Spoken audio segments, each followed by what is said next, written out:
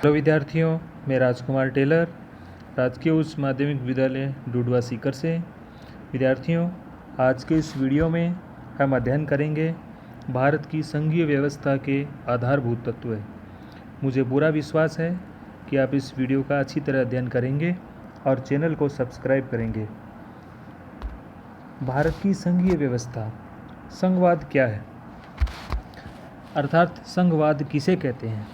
इसका अर्थ है सत्ता की शक्तियों के वितरण और स्तरों के आधार पर शासन प्रणाली। जैसा कि हम जानते हैं, भारत में दोहरे स्तर पर शासन व्यवस्था प्रचलित है, केंद्रीय स्तर पर और राज्यों के स्तर पर। दोनों स्तरों पर संविधान प्रदत्त शक्तियों का उपयोग कर शासन का संचालन किया जाता है और शासन की शक्तियों का दोनों स्तरों पर वितरण किया गया है। इस प्रकार भारत संघात्मक शासन प्रणाली वाला देश है। शासन का संचालन केंद्र और उसकी विभिन्न इकाइयों द्वारा किया जाता है। इसमें बड़ी राजनीतिक इकाई को शासन की कार्य कुशलता की दृष्टि से अलग अलग इकाइयों में बांट दिया जाता है। भारत भी इसी प्रकार की शासन प्रणाली वाला देश है। भारत एक बड़ी राजनीतिक इकाई है और उसको शासन की कार्य कुशलता की दृष्टि से कि पूरे देश का शासन सही ढंग से चले, इसके लिए अलग अलग इकाइयों अर्थात राज्यों में बांटा गया है। संघीय शासन के उदाहरण देश कौन कौन से हैं? ये मुख्य देश हैं अमेरिका, ऑस्ट्रेलिया, स्विट्ज़रलैंड, रूस, कनाडा और भारत। ये संघात्मक शासन प्रणाली वाले महत्वपूर्ण देश हैं। भारत में संघवाद के स्थान पर हमारे संविधान में राज्यों का संघ शब्द का प्रयोग किया गया है।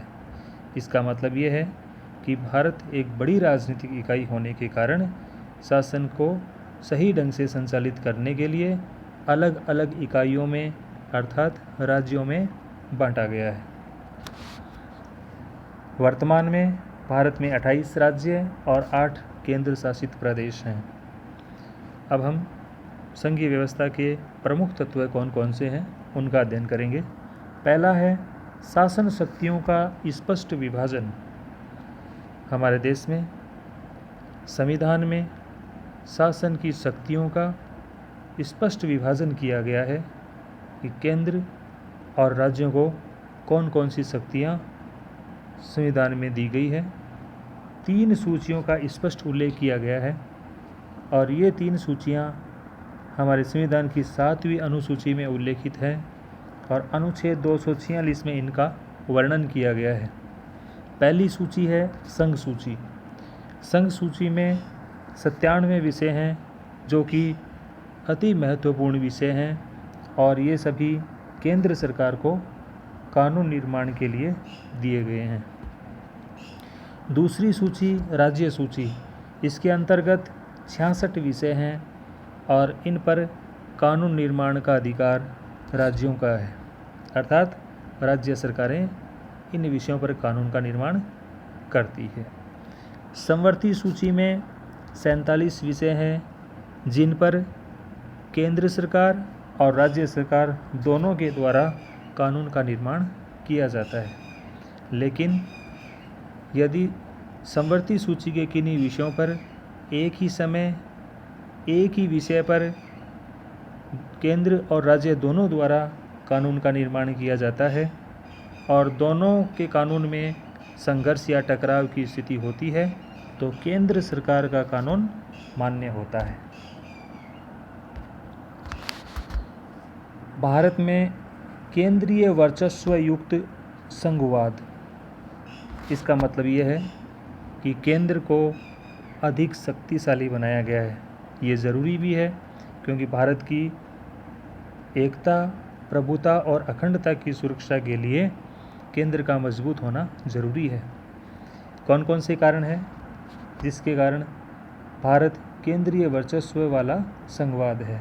पहला, महत्वपूर्ण विषय अर्थात समवर्ती संघ सूची के विषय 97 जो विषय हैं वो केंद्र को दिए गए हैं, अति महत्वपूर्ण विषय हैं।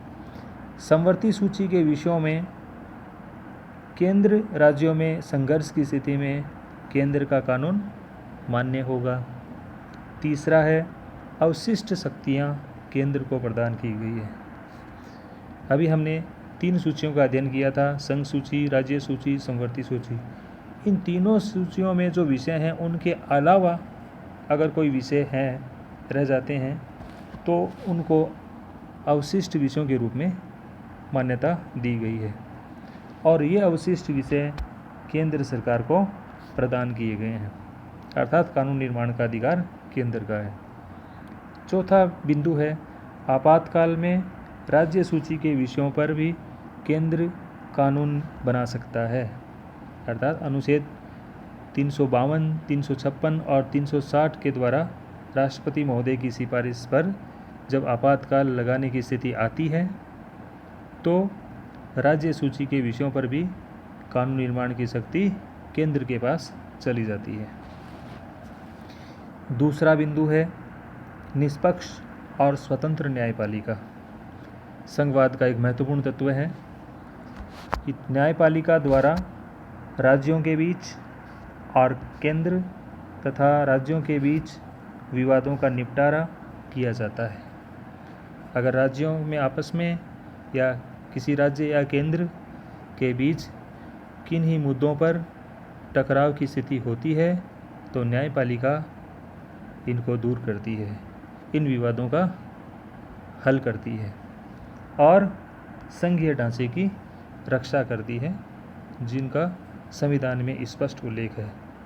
इसका सीधा अर्थ है कि न्यायपालिका संविधान की रक्षक है, संविधान की रक्षा करती है क्योंकि संविधान प्रदत्त नियमों के द्वारा ही देश की शासन व्यवस्था का संचालन किया जाता है। संघीय तत्व का तीसरा बिंदु है संविधान की सर्वोच्चता। भारत में संविधान सर्वोच्च है और एक ही संविधान है पूरे देश के लिए, अर्थात राज्यों के पास अलग से संविधान नहीं है। जिस प्रकार अमेरिका में राज्यों के पास अलग से संविधान है, राज्यों का अपना संविधान है, वैसे भारत में नहीं है। भारत में संविधान सर्वोच्च है। इसका कारण भी है कि भारत बहुभाषी, बहुक्षेत्रवादी, बहुजातीय, बहुधर्मीय देश है, अर्थात विविधता में एकता है और विविधता के कारण संपूर्ण देश के लिए एक संविधान अति आवश्यक है, इसलिए संविधान सर्वोच्च है। चौथा तत्व है एकल नागरिकता। भारत में अमेरिका के विपरीत संपूर्ण भारत के लिए एक नागरिकता प्रदान की गई है, अर्थात प्रत्येक व्यक्ति भारतीय नागरिक है।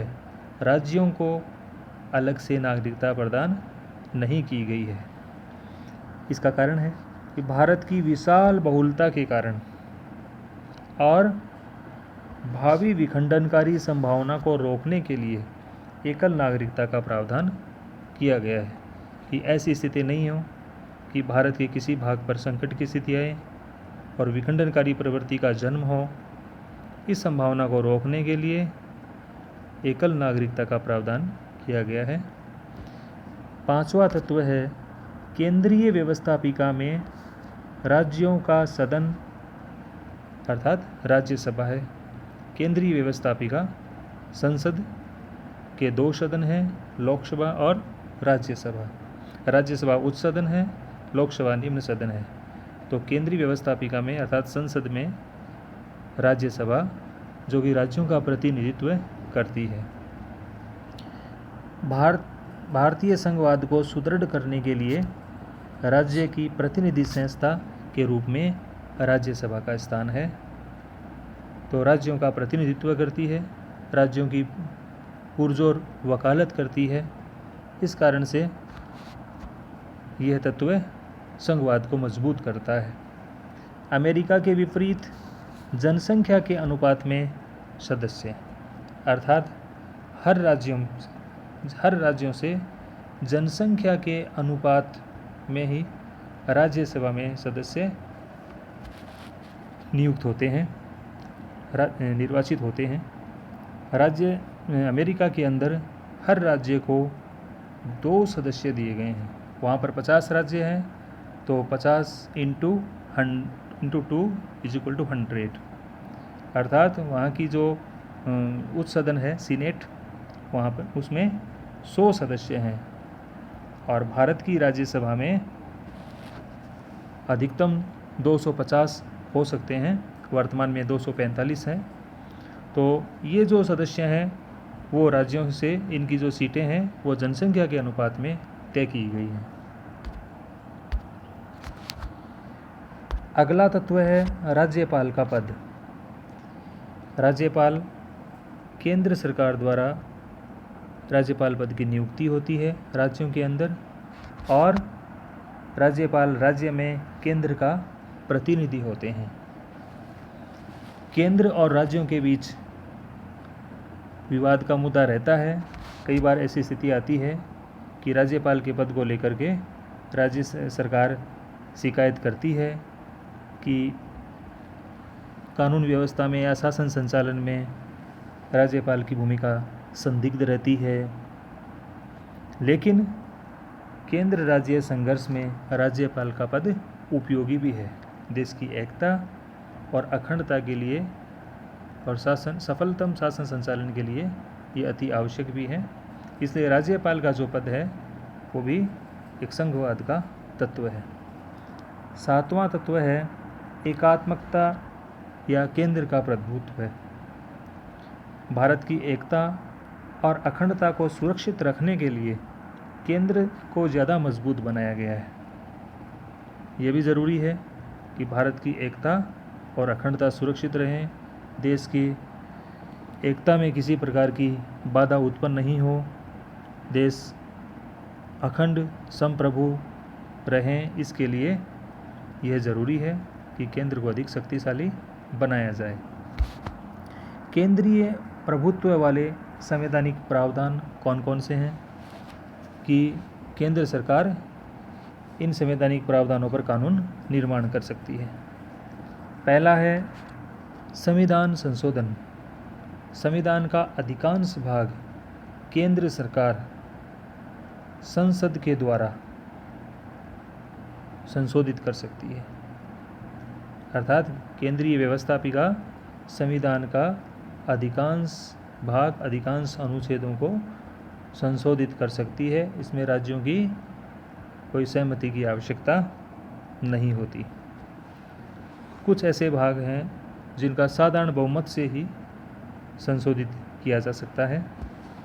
दूसरा, राज्यों का निर्माण, पुनर्सीमांकन। राज्यों के निर्माण करना हो, एक राज्य को 2 या 2 से अधिक राज्यों में बांटा जाना हो, निर्माण करना हो, या 2 राज्यों को मिला करके एक राज्य का निर्माण करना हो, या राज्यों की सीमा में परिवर्तन करना हो, ये सारा कार्य संसद सामान्य बहुमत के द्वारा कर सकती है। इसमें राज्यों की सहमति की कोई आवश्यकता नहीं होती। हालांकि राज्य सरकारें राष्ट्रपति को इसके लिए सिफारिश कर सकती है और राष्ट्रपति महोदय राज्य सरकार के सिफारिशों को केंद्र के पास प्रस्तावित कर सकते हैं, लेकिन इनकी कोई विशेष आवश्यकता नहीं होती है। आगे का इनका पालन किया जाए या नहीं किया जाए, ये केंद्र पर निर्भर करता है। चौथा है आर्थिक अधिकार। आर्थिक अधिकार भी अर्थात वित्तीय व्यवस्था के लिए राज्य केंद्र सरकार पर निर्भर रहते हैं।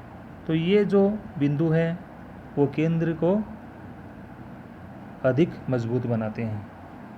केंद्र का इन पर प्रभुत्व है। भारतीय संघवाद की प्रवृत्तियां कौन कौन सी? एकात्मक आत्मायुक्त संघवाद। भारतीय संघवाद, इसकी आत्मा एकात्मक है और भारत में संघात्मक शासन लागू किया गया है। संविधान में संघवाद की व्यवस्था की गई है। 2 स्तर पर शासन है, राज्यों के पास अलग शक्तियां हैं, केंद्र के पास अलग शक्तियां हैं। फिर भी संघात्मक होते हुए भी भारत की शासन व्यवस्था एकात्मक है। एकात्मक होना ज़रूरी भी है भारत की अखंडता और एकता और सुरक्षा के लिए। केसी वियर ने भारतीय संघवाद को अर्धसंघीय कहा है कि भारत का संघवाद पूर्ण रूप से संघात्मक नहीं है, इसमें कई ऐसे प्रावधान हैं जो उसको एकात्मक बनाते हैं, कई ऐसे प्रावधान हैं जो संघात्मक की ओर संकेत करते हैं, इसलिए पूर्ण संघात्मक नहीं है, अर्धसंघीय है। ग्रेनविल ऑस्टिन ने कहा है कि भारत का संघवाद सहयोगी संघवाद है, सहयोगात्मक संघवाद है, क्योंकि केंद्र और राज्यों को दोनों की एक दूसरे पर निर्भरता है। मॉरिस जोन्स ने कहा कि भारत का संघवाद सौदेबाजी वाला संघवाद कहलाता है। भारत का संघवाद सौदेबाजी के आधार पर बना है कि भारत एक बड़ी राजनीति इकाई और शासन की कार्यकुशलता की दृष्टि से इनको अलग अलग राजनीति इकाइयों राज्यों में बांटा गया है।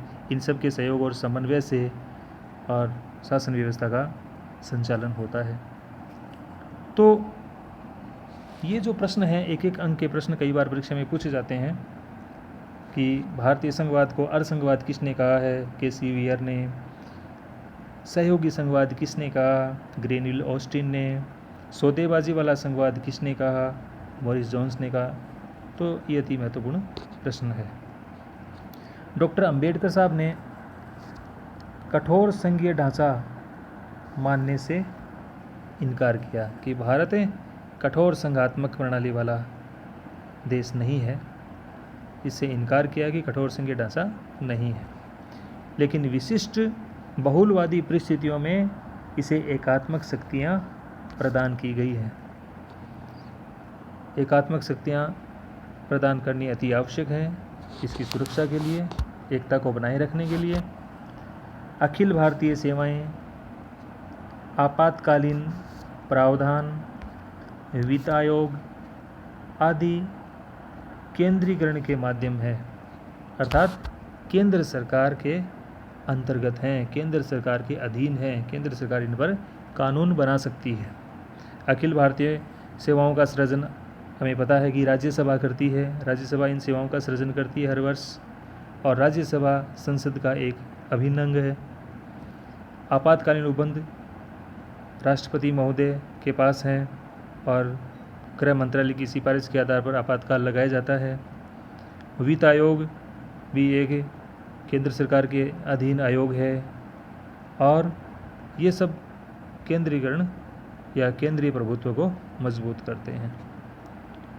इसी प्रकार राष्ट्रीय विकास परिषद, अंतर्राज्यीय परिषद जिसका उल्लेख अनुच्छेद 263 में किया गया है, इनमें राज्यों की भागीदारी है, अर्थात इन परिषद के माध्यम से राज्य अपनी स्थिति मजबूत करते हैं। तो धन्यवाद विद्यार्थियों, इस टॉपिक को आप अच्छी तरह से अध्ययन करेंगे।